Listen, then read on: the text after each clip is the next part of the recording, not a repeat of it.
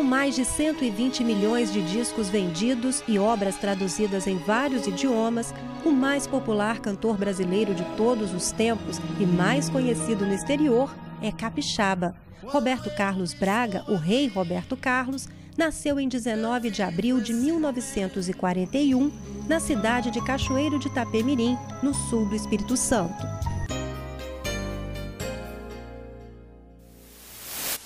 A história de sucesso começou ainda na infância. Quarto e último filho do relojoeiro Robertino Braga e da costureira Laura Moreira Braga, Roberto Carlos despertou bem cedo para a música. E foi com a mãe que ele aprendeu as primeiras notas no violão. Dona Laura fez mais, incentivou o menino Zunga, como era chamado, a participar do show de calouros do programa de auditório da tradicional Rádio Cachoeiro. Ele estreou com o bolero Amor e Mais Amor, do espanhol Bob Capó, e venceu o concurso várias vezes, sendo convidado a cantar no programa todas as semanas. Amor, amor, amor e mais amor que eu te pedira, carinho. Enquanto ganhava fama na cidade, Roberto Carlos aprofundava os estudos no Conservatório de Música de Cachoeiro de Itapemirim, onde aprendeu a tocar piano. A dedicação e o talento já davam sinais de que o futuro seria brilhante, como lembra até hoje a professora Maria Helena Mignoni. Era 100% como em tudo que ele fazia, né? Compenetrado, ele era sério, ele levava o negócio mesmo a sério. Então era um aluno maravilhoso. Eu quase que adivinhava que ele fosse fazer sucesso, porque ele era mesmo fora do comum, toda a vida foi. Eu sempre olhei para Roberto como se fosse uma figurinha diferente, que ele é, né? Já a professora Elaine Manhães, em entrevista à TV Assembleia em 2005, contou que ele não lia as partituras e tinha uma capacidade fora do comum de tocar de ouvido. Tinha um ouvido absoluto, que chama o ouvido absoluto, é a pessoa que distingue um som na maior velocidade. Você toca uma música e já sabe se o tom é maior, é menor, se ela é maior, se ela é menor. Então o ouvido dele é absoluto. É difícil um músico ter ouvido absoluto, às vezes tem um ouvido normal. E o Roberto gostava muito de tocar de ouvido. Mas aqui no conservatório era obrigatório ler partitura. Então eu fazia ler partitura. Se dedicou muito, aí foi um dos melhores. Ele era tão bom que quando a gente fazia apresentação, ele era o último que encerrava as apresentações. O músico, falando teoricamente, na teoria musical, ele é completo.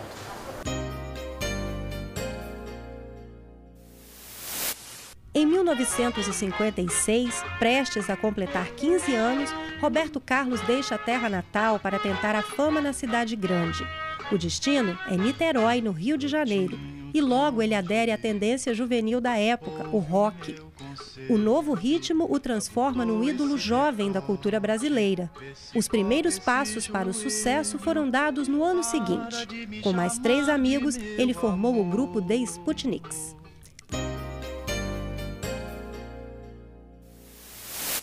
Foi também em 1957 que o cantor conheceu aquele que seria um dos maiores parceiros musicais, Erasmo Carlos. Em seguida, Roberto Carlos deu início à carreira solo e, em 1959, lançou o primeiro compacto com apenas 2 músicas, João e Maria e Fora do Tom. Ao bosque passear e borboletas lindas a banhar.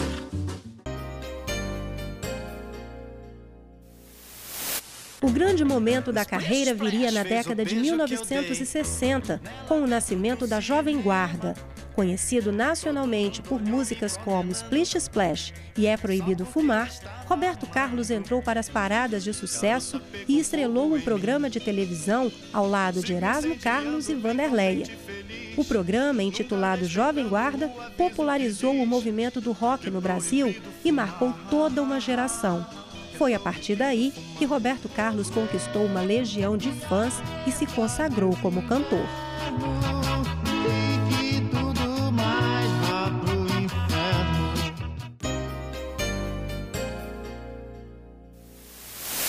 Também nessa época, Roberto Carlos estourou com Calhambeque, mas o cantor não tinha o carro e, após ganhar dinheiro com a música, resolveu ter um. Quem pode contar melhor essa história é Haroldo Sampaio, que construiu o Calhambeque do Rei em sua cidade natal, Cachoeiro de Itapemirim. Porque ele fez a música, né, do Calhambeque, ganhou muito dinheiro com a música e não tinha o carro. Aí ele quis fazer jus ao dinheiro que ele ganhou tendo um carro. Que aí ele comprou um Cadillac, um Calhambeque original, mas não satisfazia. Que andava a 30 km, 40, andava devagar. Aí ele resolveu fazer esse Salvote, que é um carro com mecânica moderna e carroceria antiga, que eu fiz em 1974. Começou no Rio, aí rolou muito, aí trouxe para Cachoeira, eu terminei. Aí eu fiz os paralamas, fiz o capu, fiz o estribo, fiz essas coisas todas e desse igual esse aqui. Você fez peça a peça? Peça a peça, é. Era azul. O dele pintou de azul, o dele tem que ser azul. Buzinei assim o Calhambeque.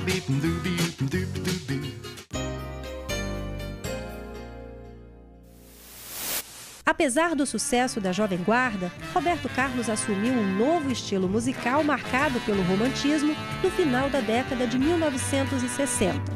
O disco O Inimitável, lançado em 68, foi uma transição na carreira do cantor e no ano seguinte a mudança de estilo foi definitiva. O álbum, intitulado Roberto Carlos, lançou sucessos como As Curvas da Estrada de Santos e As Flores do Jardim da Nossa Casa. Em suas letras, Roberto Carlos homenageou amores e amigos. Cantou para Caetano Veloso, que estava exilado no período da ditadura militar. E eternizou a amizade com Erasmo Carlos. Meu amigo.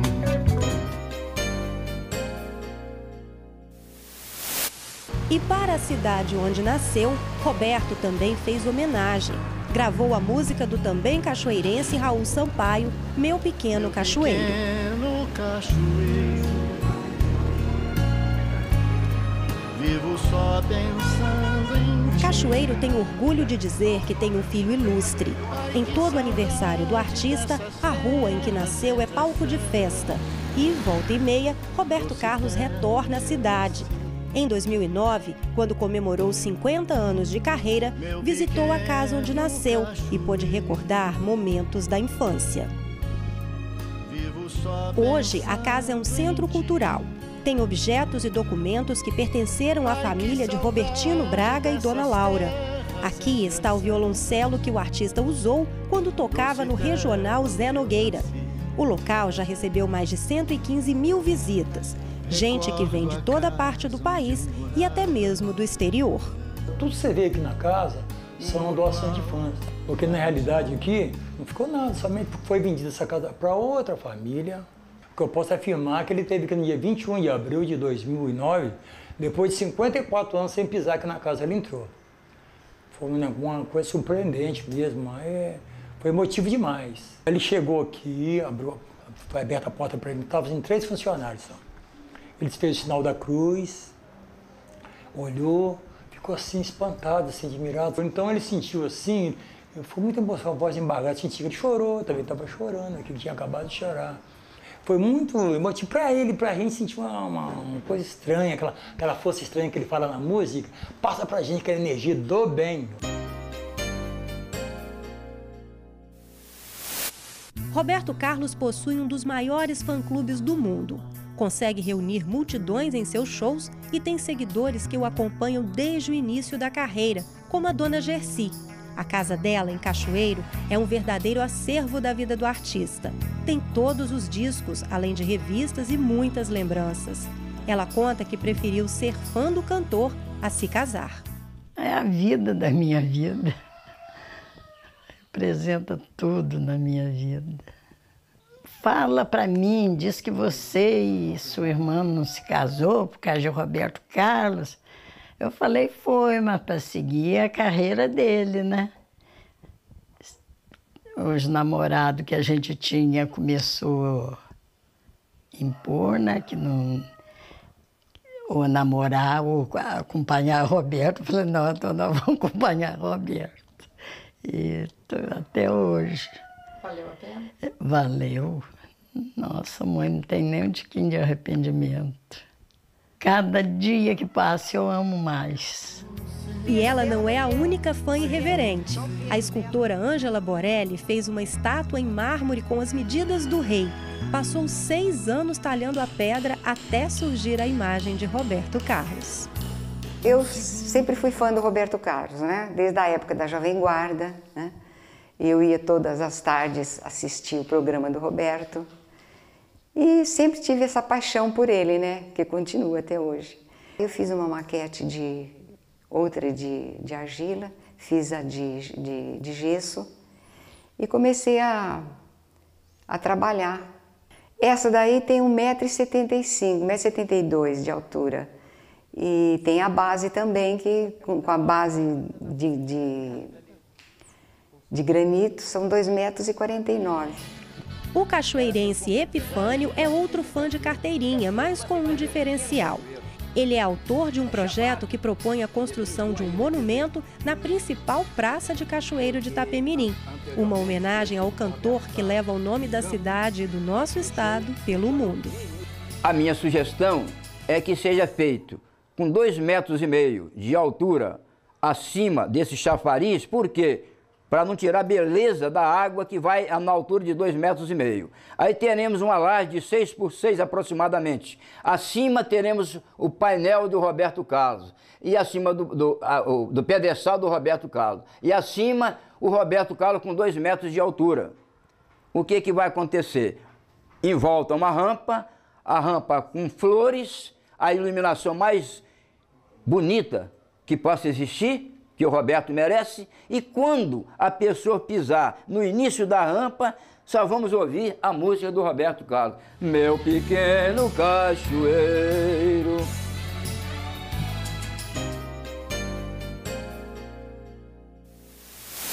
A voz de Roberto Carlos é a mais veiculada de todos os tempos no rádio brasileiro, desde que foi instituído em 1922. Isso porque, ao se tornar um fenômeno de popularidade, a partir de 1965, suas canções são tocadas diariamente em diversas emissoras de norte a sul do país. Roberto Carlos é cheio de manias. Não usa roxo ou marrom, por exemplo, e evita o número 13. Suas músicas prediletas são Detalhes e Eu Te Amo Tanto. Detalhes tão pequenos de nós dois. Fez milhares de shows em centenas de cidades no Brasil e no exterior. Entre 1961 e 1998, Roberto lançou um disco inédito por ano. Em toda a carreira, vendeu mais de 120 milhões de cópias e bateu vários recordes. Gravou em espanhol, inglês e italiano em diversos países. Solamente uma vez. Em 2011, a Escola de Samba Beija-Flor de Nilópolis foi a grande campeã do Carnaval Carioca com o enredo A Simplicidade de um Rei, sobre a vida de Roberto Carlos. O desfile contou com uma ala composta exclusivamente por cachoeirenses. Em azul e branco, cores da escola e sempre usadas pelo cantor, o desfile contou com todo o carisma do rei, que saiu no último carro alegórico.